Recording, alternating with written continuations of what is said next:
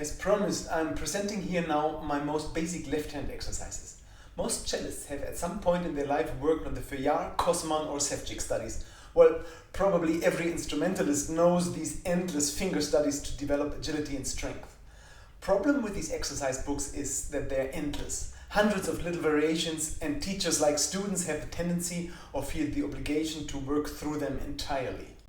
I decided at some early point in my life, in my late teens to be exact, that this wasn't for me. I needed a never-changing daily routine which gave me what I needed and where I didn't feel suffocated by a mountain of bone-breaking crap which steals my time and kills my desire to ever practice again. At this point I have to thank again my second teacher, Markus Nikos, professor at the University of the Arts in Berlin, who accepted me as a 12-year-old boy in his class in the prep department, forcing me to play nothing but open strings for the first few months, although I had auditioned for him with Arpeggione Sonata and Haydn C Major Concerto, until today the two pieces I fear most. He told me later that he saw this boy with a musical imagination and desire to express things, but without any of the tools how to realize them. I'm eternally grateful that he made me start over, and amazed at my little self that I had the patience back then to go through with it. The first time I was allowed to use my left hand was the following exercise, which I until today thought it was by Cossmann, but actually I can't find it anywhere, so I must have made it up. I will write it down for you to download later.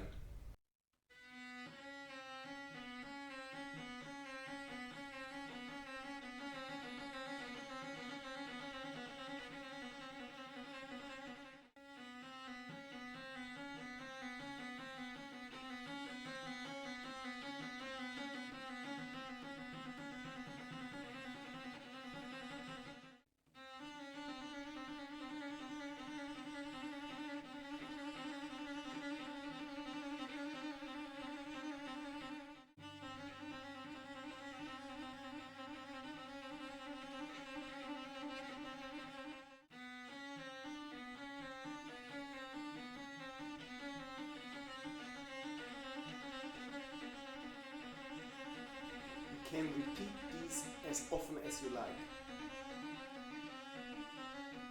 as long as you stay relaxed.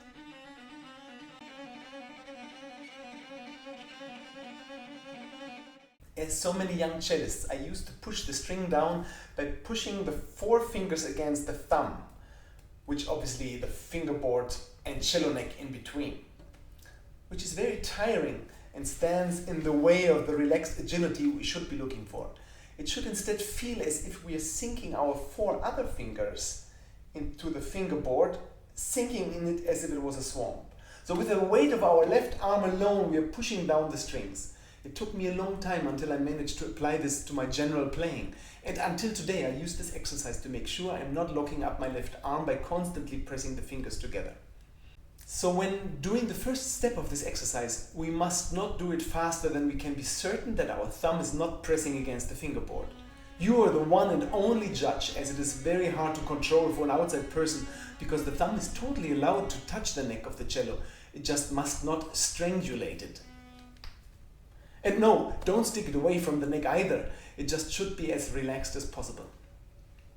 Please do this as patient as possible. Speed isn't important at all. This is all about teaching and or reminding your left arm and hand to play as energy saving as possible.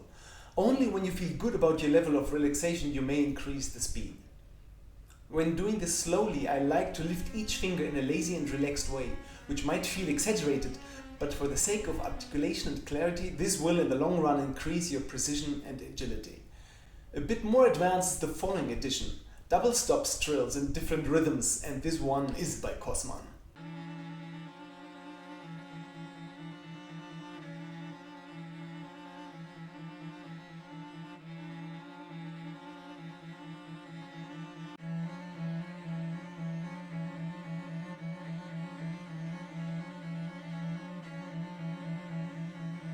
At the end, you can add 2 against 3, or even 3 against 4, increasing your independence of the fingers. Again, I promise I do this whenever I practice. It helps me to stay physically sane and cellistically as healthy as I can be. I hope this was helpful. Please write your questions underneath, and I will try to answer them to my best ability. Thanks for watching und tschüss.